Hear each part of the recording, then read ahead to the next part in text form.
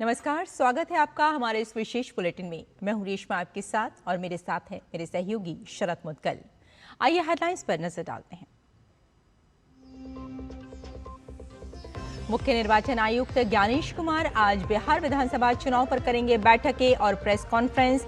कल राजनीतिक पार्टियों के साथ की चुनाव की तैयारियों की समीक्षा। वहीं बीजेपी आज से हर जिले में सुझाव यात्रा करेगी आयोजित।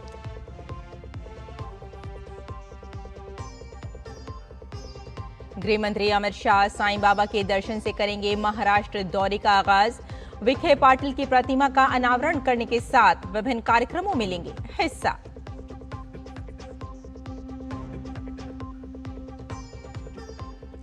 बिहार, यूपी, पश्चिम बंगाल और सिक्किम में हो सकती है भारी बारिश। आईएमडी ने जताया अनुमान। वहीं अरब सागर से उठे शक्ति चक्रवात ने पकड़ी रफ्तार।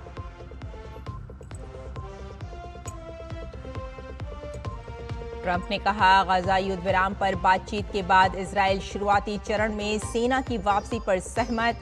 नेतन्याहू को अगले कुछ दिनों में बंधक समझौते की उम्मीद। बंधक समझौते को लेकर यूएस दूत आज पश्चिम एशिया के दौरे पर।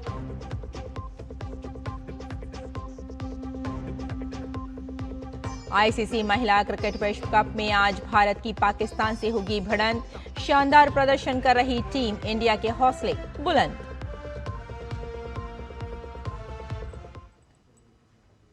और आइए अब समाचारों पर डालते हैं विस्तार से नजर। आगामी विधानसभा चुनाव के लिए जहां राजनीतिक दलों ने कमर कस ली है, तो वहीं चुनाव आयोग भी तैयारियों में जुटा हुआ है। चुनाव की तैयारियों का जायजा लेने के लिए मुख्य चुनाव आयुक्त ज्ञानेश कुमार, चुनाव आयुक्त विवेक जोशी और एस संधू 2 दिवसीय पटना दौरे पर हैं। मुख्य निर्वाचन आयुक्त ज्ञानेश कुमार आज दोपहर पटना में प्रेस कॉन्फ्रेंस करेंगे।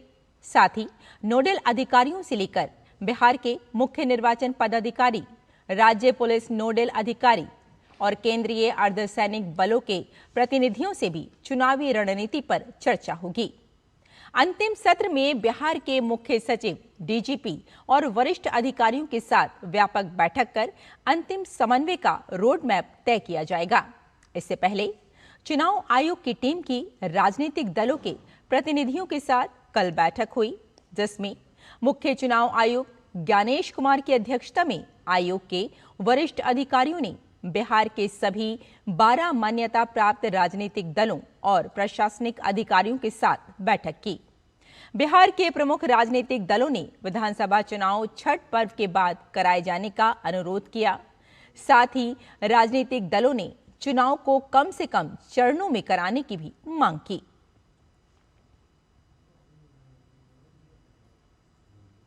बिहार में आगामी विधानसभा चुनाव को लेकर सभी राजनीतिक दल की तैयारियां तेज हो गई हैं।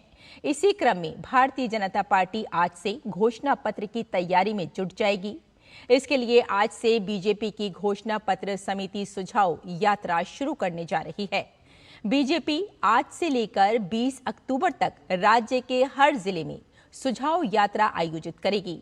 बीजेपी का घर घर जनसंपर्क अभियान किसानों, छात्रों और महिलाओं सहित अन्य लोगों से फीडबैक लेगा, ताकि लोगों की समस्याओं को समझा जा सके। पार्टी ने इस व्यापक पहुंच को प्रधानमंत्री नरेंद्र मोदी के सबका साथ सबका विकास के संकल्प के अनुरूप बताया, जिसका लक्ष्य राज्य के 14 करोड़ लोगों से जुड़ना है। सुझाव यात्रा का शुभारंभ आज शाम उप मुख्यमंत्री सम्राट चौधरी और विजय कुमार सिन्हा के साथ साथ पार्टी के प्रदेश अध्यक्ष दिलीप जायसवाल की उपस्थिति में होगा। फीडबैक एकत्र करने के लिए पार्टी ने कई तरीके अपनाए हैं। यात्रा के पहले फीडबैक पंजीकरण के लिए एक वेबसाइट लॉन्च की जाएगी। बाद में आसानी से फीडबैक देने के लिए रेलवे स्टेशनों और सार्वजनिक चौराहों पर QR कोड लगाए जाएंगे। इसके अलावा पार्टी इनपुट जुटाने के लिए व्हाट्सएप और मिस्ड कॉल सेवा का भी उपयोग करेगी। बीजेपी टेम्पो चालक संघ से लेकर Bihar chamber of commerce and industries तक अलग अलग समूहों के साथ विचार विमर्श करेगी और इस प्रक्रिया में किसी को भी नहीं छोड़ेगी। भारतीय जनता पार्टी की चुनाव समिति की बैठक आज लगातार दूसरे दिन होगी। आज शाम 6 बजे होने वाली बैठक में सीटों के बंटवारे पर चर्चा होगी। कल पटना में 3 घंटे तक चली बैठक में आगामी बिहार विधानसभा चुनाव के लिए रणनीति और उम्मीदवारों के चयन को लेकर गहन चर्चा हुई। बैठक की अध्यक्षता बिहार प्रभारी और केंद्रीय शिक्षा मंत्री धर्मेंद्र प्रधान ने की, जबकि सह प्रभारी एवं उत्तर प्रदेश के उप मुख्यमंत्री केशव प्रसाद मौर्य भी मौजूद रहे। बैठक में दोनों डिप्टी सीएम, केंद्रीय मंत्री गिरिराज सिंह, विनोद तावड़े, दीपक प्रकाश, नंदकिशोर यादव समेत चुनाव समिति के सभी 18 सदस्य शामिल हुए।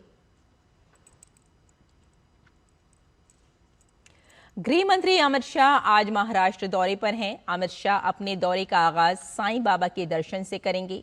अमित शाह अहिल्यानगर के लोणी में प्रवर चीनी फैक्ट्री की विस्तारित क्षमता का लोकार्पण करेंगे। इस दौरान वे पद्मश्री डॉक्टर विठलराव विखे पाटिल और पद्म भूषण बाला साहेब विखे पाटिल की प्रतिमाओं का अनावरण करेंगे। दोपहर बाद गृह मंत्री अमित शाह कोपरगांव में मल्टीफ्रेड कंप्रेस्ड बायोगैस प्लांट का लोकार्पण करेंगे।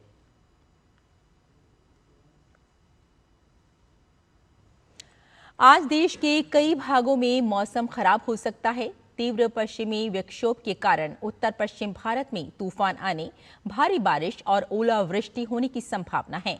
इस विक्षोभ की अधिकतम तीव्रता 6 अक्टूबर को होगी। इधर उत्तर पूर्व अरब सागर में बना तूफान शक्ति के आज उत्तर पश्चिम और पश्चिम मध्य अरब सागर में पहुंचने की संभावना है।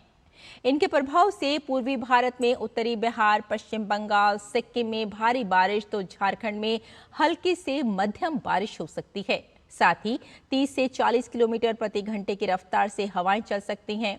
उत्तर पूर्वी भारत में अरुणाचल प्रदेश, दक्षिण में तमिलनाडु, आंध्र प्रदेश, केरल में बारिश की संभावना है। वहीं उत्तर पश्चिमी भारत में जम्मू कश्मीर, लद्दाख, पूर्वी पश्चिमी राजस्थान, हिमाचल प्रदेश, पंजाब, हरियाणा, चंडीगढ़, दिल्ली, उत्तराखंड में बारिश होने की संभावना है।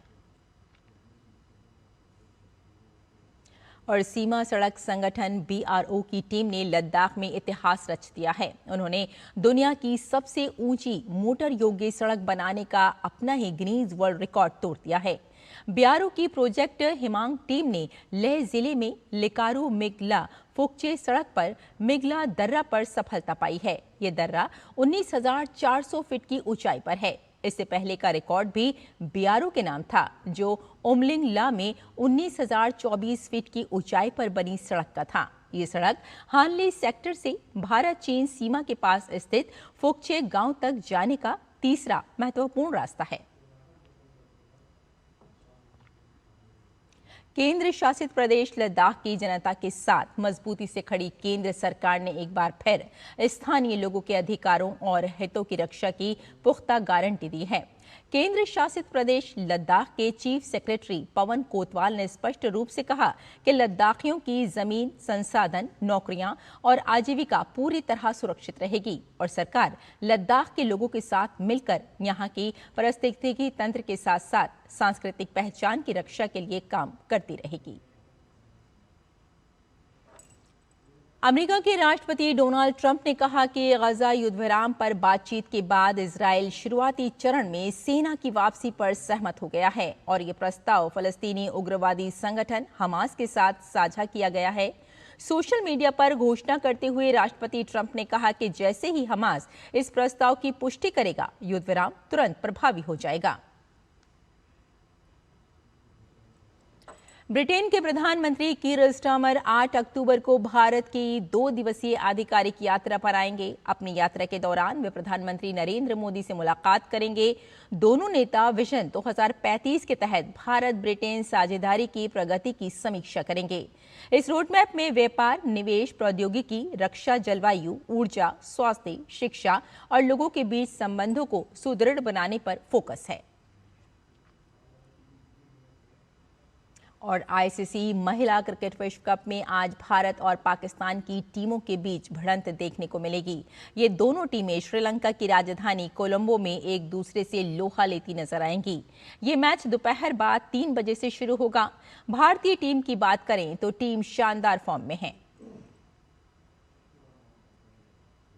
दिल्ली में जारी विश्व पैरा एथलेटिक्स चैंपियनशिप में भारत ने शनिवार को 3 पदक जीते। भारत की एकता भयान ने महिलाओं के क्लब थ्रो F51 कैटेगरी में रजत पदक अपने नाम किया। वहीं भारत के सोमन राणा ने पुरुषों के शॉट पुट F57 कैटेगरी में रजत पदक जीतने में कामयाबी पाई। वहीं भारत के प्रवीण कुमार ने पुरुषों की हाई जंप T64 कैटेगरी में कांस्य पदक जीता।